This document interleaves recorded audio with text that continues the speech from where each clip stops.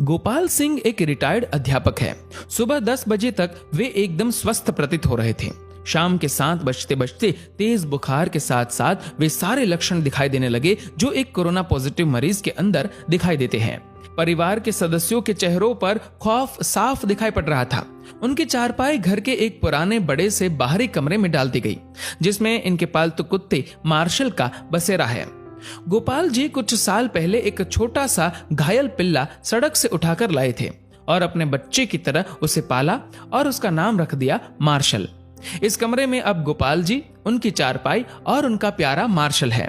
दोनों बेटों बहुओं ने दूरी बना ली और बच्चों को भी पास ना जाने के निर्देश दे दिए गए। सरकार द्वारा जारी किए गए नंबर पर फोन करके सूचना दे दी गई। खबर मोहल्ले भर में फैल चुकी थी, लेकिन मिलने कोई नहीं आया। साड़ी के पल्ले से मुंह लपेटे हुए, हाथ में छड़ी लिए पड़ोस की कोई एक बूढ़ी अम्मा आई और गोपाल जी की पत्नी से बोली, अरे कोई इसके पास दूर से खाना ही सरका दो, वे अस्पताल वाले तो इसे भूखा ही ले जाएंगे उठा के। अब प्रश्न ये था कि उनको खाना देने के लिए कौन जाए। बहुओं ने खाना अपनी सास को पकड़ा दिया। अब गोपाल जी की पत्नी के हाथ थाली पकड़ते ही कांपने लगे, पैर मानो खूंटे से बांध दिए गए हो। इतना देखकर वह पड़ोसन बोली, अरे तेरा तो पति है, तू भी किन ख्यालों में पड़ी है? मुंह बांध के चली जा और दूर से थाली सरका दे, वो अपने आप उठाकर खा लेगा। सारा वार्तालाप गोपाल जी चुपचाप सुन रहे थे।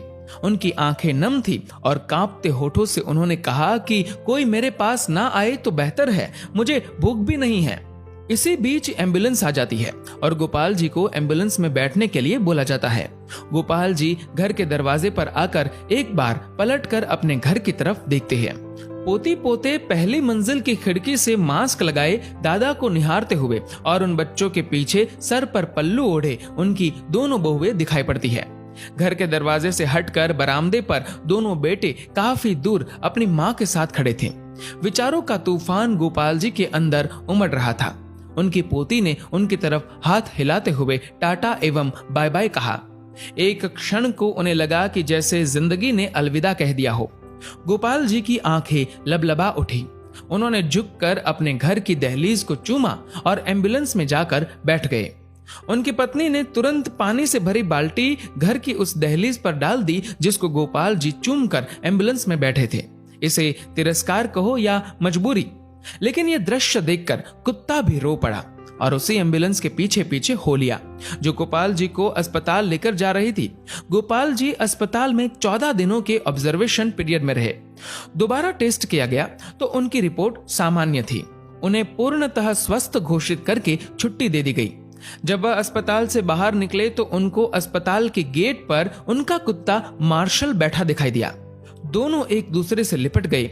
एक की आंखों से गंगा तो एक की आंखों से यमुना बहे जा रही थी।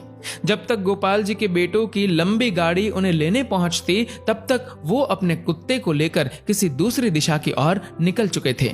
उसके बाद वो कभी दिखाई नहीं दिए। आज उनके फोटो के साथ उनकी गुमशुदगी की खबर छपी है। अखबार में लिखा है कि सूचना देने वाले को 40,000 का इनाम दिया जाएगा। 40,000। हाँ, पढ़कर ध्यान आया कि इतनी ही तो मासिक पेंशन आती थी उनकी, जिसको वो परिवार के ऊपर हंसते हंसते उड़ा दिया करते थे। एक बार आप गोपाल जी की जगह